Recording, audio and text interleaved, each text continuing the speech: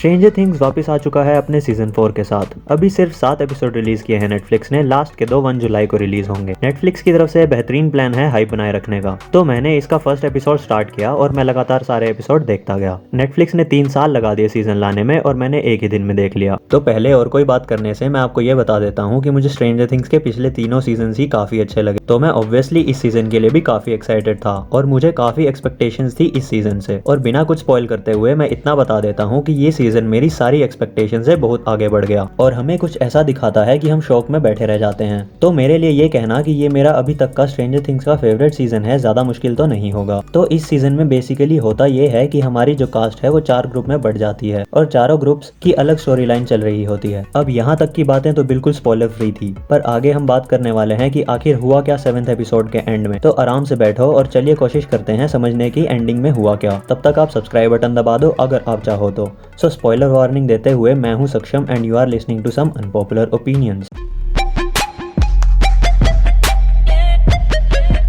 सो episode 7 की ending समझने से पहले हमें समझना होगा कि वेक्ना कौन है। अब वेक्ना इस सीजन का मेन विलन है और ये एक क्रीचर है अपसाइड डाउन से, जिसके पास साइकिक पावर्स हैं, जो अपने प्रे को मारने के लिए उसे डरावने सपने यानी नाइटमेयर्स दिखाता है। उनके पास्ट में हुए किसी हादसे का उन्हें गिल्टी फील कराता है, जैसे हमने देखा था वो मैक्स के सामने बिली को खड़ा कर देता है जिससे मैक्स इमोशनली वीक हो जाए। इसके बाद वो अपने प्रे को काफी विचित्र तरीके से मार देता है। डस्टिन ने इस क्रीचर का नाम वेक्ना इसलिए रखा क्योंकि उसे इस क्रीचर की पावर D&D के एक कैरेक्टर जैसी लगती थी जिसका नाम वेक्ना है। अब D&D वही गेम है जो हेलफायर क्लब के मेंबर्स खेल रहे थे। तो D&D यानी डंजन एंड ड्रैगन्स में वेक्ना के पावर्स कुछ ऐसे होते हैं कि वो पावरफुल स्पेल कास्ट कर सकता है, किसी को भी पैरालाइज कर सकता है और ऐसे ही कुछ पावर्स हमें शो में भी देखने को मिलते हैं। अब अगर आपने एंडिंग ध्यान से देखी थी तो आपको पता ही होगा कि वेक्ना कोई एलियन नहीं है, वो 001 यानी हेनरी क्रील है। हाँ, विक्टर क्रील का बेटा हेनरी क्रील। एपिसोड 1 की स्टार्टिंग में हम देखते हैं कि 11 उसी लैब में है जहां उसको अपनी पावर्स मिली थी और हम वहां देखते हैं कि वहां के सारे बच्चों को किसी ने ब्रूटली मार दिया है और हमें ऐसा दिखाया जाता है कि उन सब बच्चों को एल ने मारा है।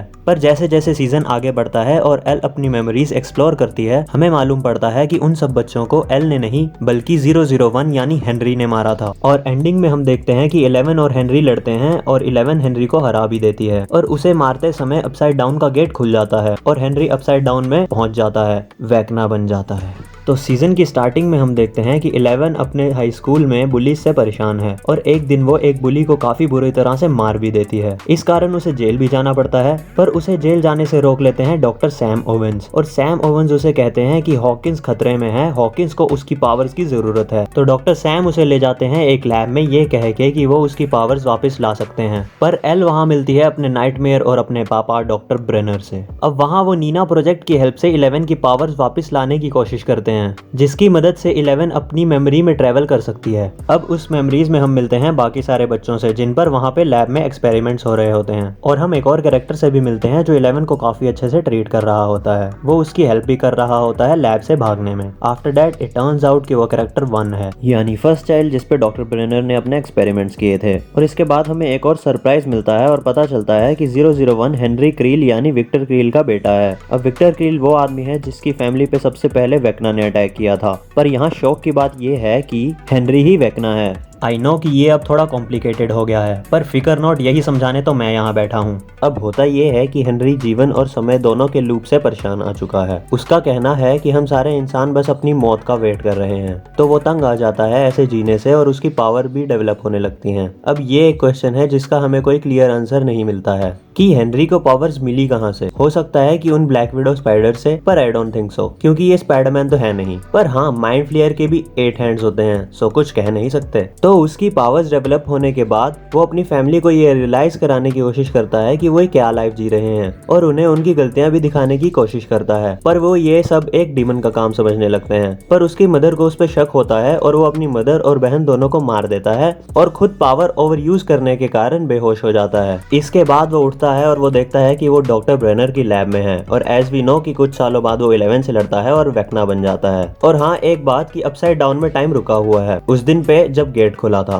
अब ये बहुत बेहतरीन ओरिजिन स्टोरी है वेक्ना की, और साथ ही साथ ये भी अच्छे से समझ आता है कि 11 को उसकी पावर्स कैसे मिली। एंडिंग बहुत अच्छे से हाइप अप करती है वॉल्यूम 2 के लिए, और हमने वेक्ना वर्सेस एल का राउंड 1 देख लिया, जिसे जीता ऑब्वियसली 11 ने। अब आगे हमें राउंड 2 देखने की वेट है। अब एक बात जो मैंने अभी तक डिस्कस नहीं की वो ये है कि हमने एंड में देखा कि नैन्सी अपसाइड डाउन में फंसी हुई है, और वो वहां पहुंची कैसे। अब हुआ यही है कि नैन्सी, स्टीव, रॉबिन और एडी अपसाइड डाउन में अटके हुए थे, और वो लोग डस्टिन की मदद लेते हैं, और डस्टिन एक और गेट ढूंढ भी लेता है। एडी और रॉबिन वापस आ भी जाते हैं, पर जैसे ही नैन्सी वापस आने लगती है वेक्ना उसे नाइटमेयर दिखाने लगता है। अब क्वेश्चन ये आता है कि नैन्सी अब बचेगी कैसे। तो इसका वैसे तो एक सिंपल आंसर ये है कि स्टीव वहां पे है ही, एंड डस्टिन एंड टीम को नाइटमेयर से बाहर आने का रास्ता भी पता है, तो वो मे बी हेडसेट पकड़ाएंगे स्टीव को और नैन्सी को उसका फेवरेट गाना सुनाएंगे, और नैन्सी नाइटमेयर से बाहर आ जाएगी। बाकी तो वॉल्यूम 2 में ही पता चलेगा। और हाँ, हॉपर और जॉयस मिल चुके हैं, तो वो प्रोबेबली हॉकिंस पहुंच ही रहे होंगे, और माइक एंड कंपनी तो हॉकिंस पहुंच ही रहे हैं, एंड 11 को भी पावर्स मिल गई हैं, तो वो भी हॉकिंस आ जाएगी। सो यस, वॉल्यूम 2 में हमें पूरी कास्ट हॉकिंस में दिख सकती है। अब ये सब मिलके वेक्ना को कैसे रोकते हैं ये तो देखना होगा वॉल्यूम 2 में। तो आज के लिए बस इतना ही। अगर आपको मेरा एक्सप्लेनेशन पसंद आया हो तो वीडियो लाइक कर देना। बाकी अगर मैं कुछ भूल गया हूँ तो कमेंट सेक्शन में बता देना। और हाँ, आप सबके लिए एक क्वेश्चन कि स्ट्रेंजर थिंग्स में से आपका फेवरेट कैरेक्टर कौन सा है, और अपने ओपिनियंस भी कमेंट सेक्शन में जरूर दे देना, क्योंकि every opinion matters, even unpopular once.